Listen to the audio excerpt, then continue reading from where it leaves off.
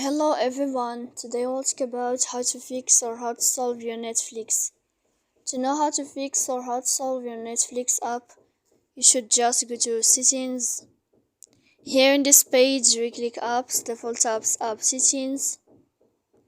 When you find this list, you will enter to the window of Netflix and you click. Then in this page of app info, you will click on force stop and you will click OK. Here we'll enter to the window of storage. Then we click on clear cache. Don't click clear data because that can cause you errors on your app. And in the end of all these steps, you can turn off your phone. You will wait a moment to turn on your phone again.